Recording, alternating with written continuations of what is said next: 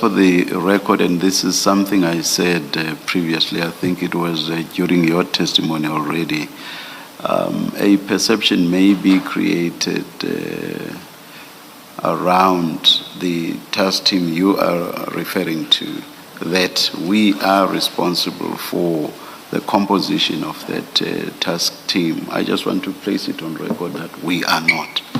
The Commission is not responsible for that. All that the Commission did was to make the referrals. Thank you. Thank you, No, Chair. I'm aware, Commissioner. No. Yes, you are General, but people listening to you without the background, the necessary background, they may have a misperception about this. So I just thought I should clarify it. Thank you, sir. Thank you. General, insofar as you say that it is suspicious that they've all been promoted, I'm not sure that I understand. You're not suggesting that someone like Witness A, who is actually facing and challenging internal forces that were trying to compromise an investigation, and facing external forces such as members of this Group 5 that you are scared to mention, which he mentioned publicly, their names. You're not suggesting somebody of his caliber shouldn't be promoted as he has been, are you? And this is where things started getting very awkward in the room. Because when the Commissioner pushed back on General Shadrack Sibiya, the conversation suddenly shifted from a normal hearing to a tense back and forth that exposed some uncomfortable questions. And trust me, this was only the beginning.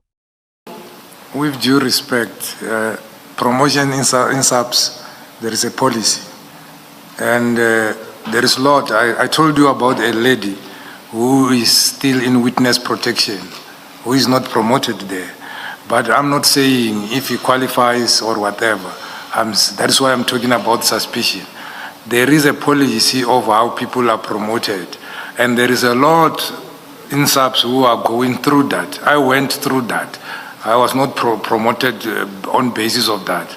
But I'm not saying he is not worth rewarding him if ever there is a need. There were awards where they were awarded and whatsoever. Promotion is something. There is a policy in SAPS which we must follow. And it can, I was saying, the suspicion comes from the person approached and promised a rank for information, because that is dangerous.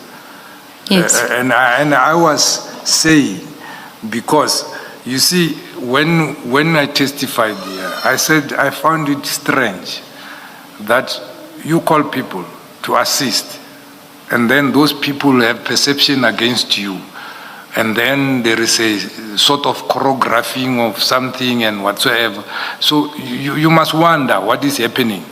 So it's a whole lot of things, but I didn't want to venture into that. I said one day it will come out in a right way, but as you're asking, so I have to say it. Yeah, but General, Witness A hasn't said anything negative towards you. He has given you what his experience was, and everything that he has said related to you, he was able to back up with necessary information and with evidence. So I'm not sure where you're getting this, that there's an agenda on his side. You remember his evidence on the White House. When he was asked why suspicion, he said his gut feeling. That is why it makes me suspicious for me to be there. And when I was responded, I said I found it silly that you don't know why the person is there and you are there and it's a public place, you come inside. So you cannot have gut feeling as a police officer, you not supported by anything, and then and start making remarks against a person. So even yourself, you won't like it. It must be based on a merit of something.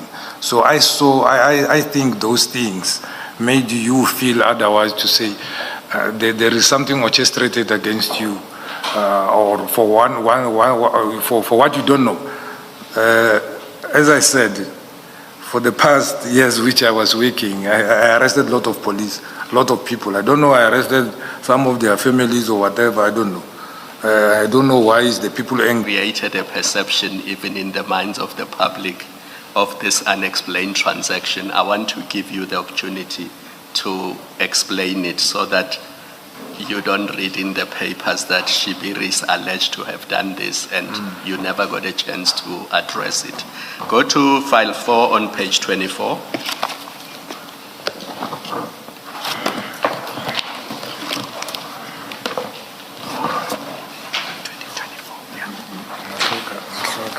Too much.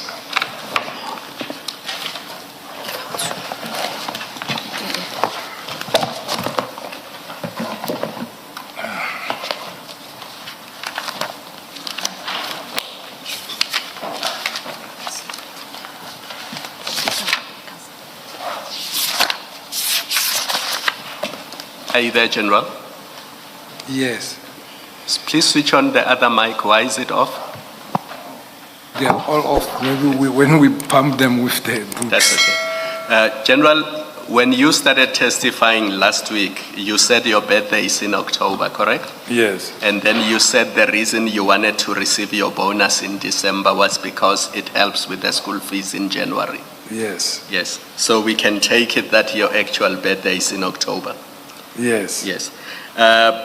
On page 24, file 4 is your bank statement for the period October 2023. Do you see that? Yes, Yes. And there's a credit to your account of 58,820 on the 11th of October 2023. Do you see Yes, that? yes. Just remind us again, when is your birthday? 23rd of October. 23rd. So that money is paid into your account is 58,000, but the transaction you referred us to is a transaction of the same date. If you go 4 entries down, it's a purchase at Zenia Yeah, Zegna. for 53,538. Yes, And you explained that it's for a purchase of a suit. yes, that is the suit I was talking about. And you said a friend wanted to buy a suit, but they transferred money into your account for you to pay for them, Yes, correct? yes. Just so that we're clear, it was not a gift to you, No, a birthday gift. no, And it certainly was not a gift to you by any of these 3 people, either Mr. Matlala or Mr. Mulefe or Mr. Mutsumi. no. If you check the, No, listen to the answer to Okay. the question. I'm trying to assist you because I don't want us to live with a perception that either of these people purchased the suit for you. Yes. So I'm giving you an opportunity so that you deal with this. Just confirm that that purchase of a suit at Zenia for 53,500, it was not a birthday gift for you by either Mr. Matlala, Mr. Mulefe, or Mr. Mutsumi. no, it was Yes. not. Now you can say whatever you wanted to say, then we can finish. I wanted to say, Commissioner, you can check the deposit is from Africa Steel. Africa Steel is owned by Mr. Cheng, who happened to be a friend of mine. And then he was the one who was buying a suit. His son was getting married. He was getting to China. So he was buying a suit at Zegna. So It's he not a didn't. suit, it's a Zenia. Okay. And then he requested the secretary to forward, to deposit the money to my account so that we can swipe. Yes.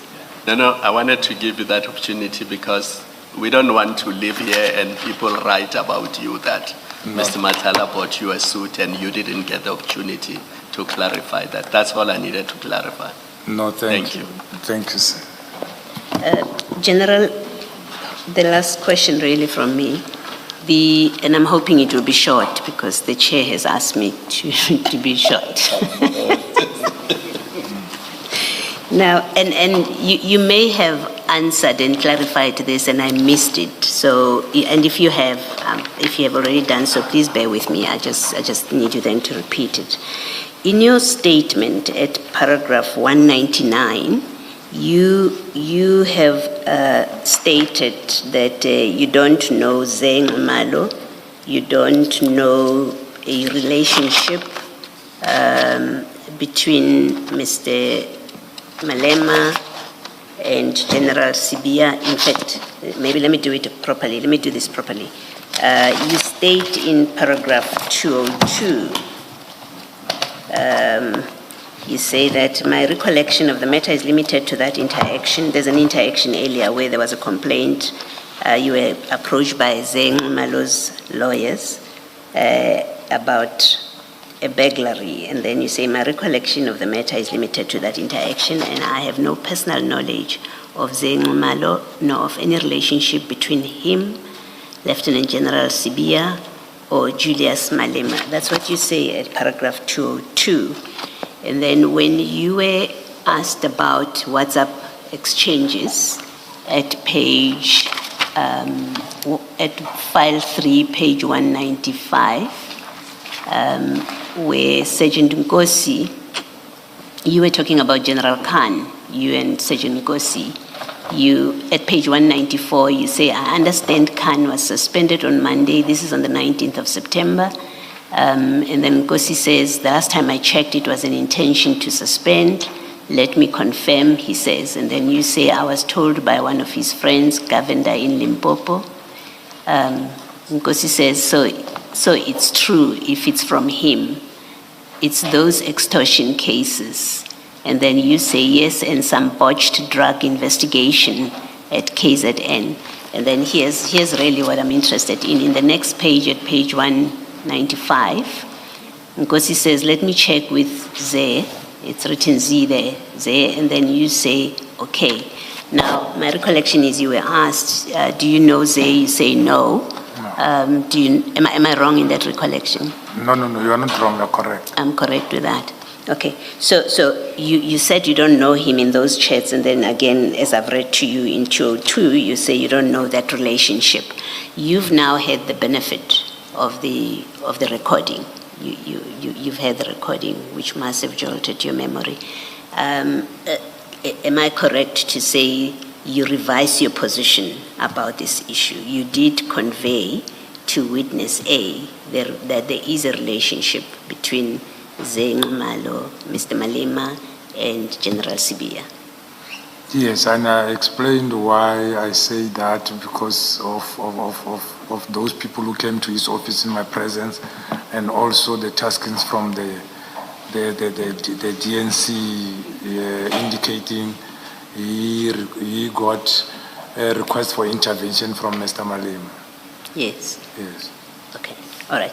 So it's not that you don't know anything about him, because that's what you had conveyed in paragraph 202.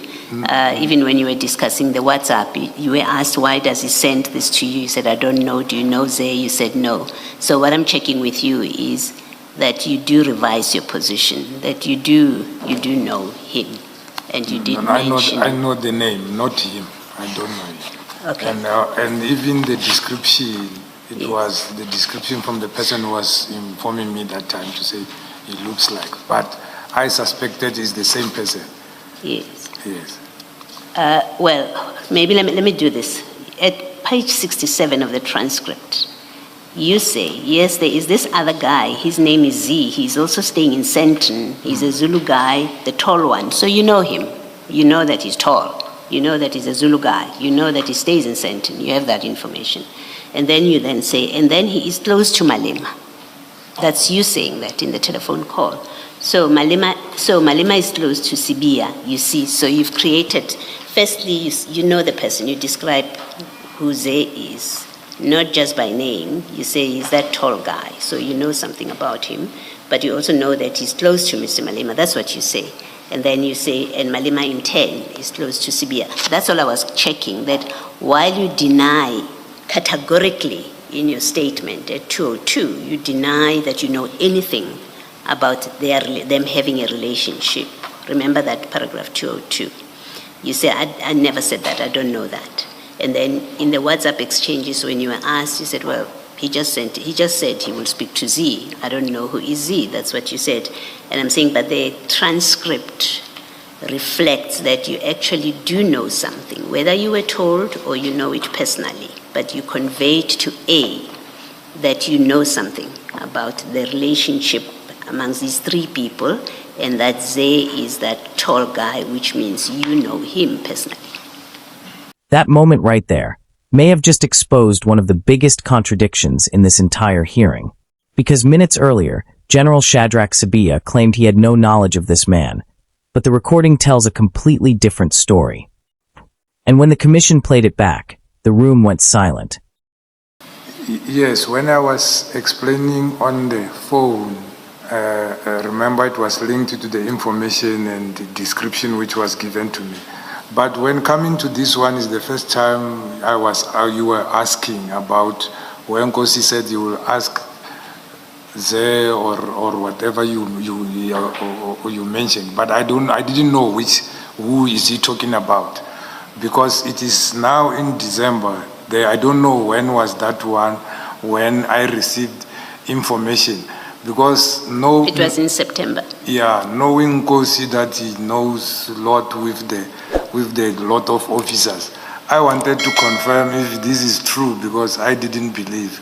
I was informed by somebody that the general might be suspended, and he said he's going to. I thought that this person he's talking about might be a member of SAPS, but I was not sure if ever it would be that one. Thank you, General. Thank you, Chief.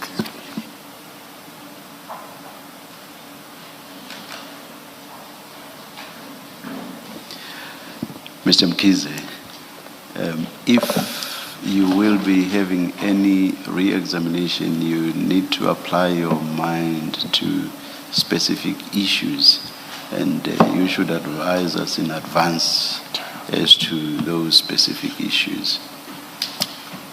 Indeed, Chair, our position as it stands. But I was thinking you could come back to us on that when we resume after the lunch adjournment.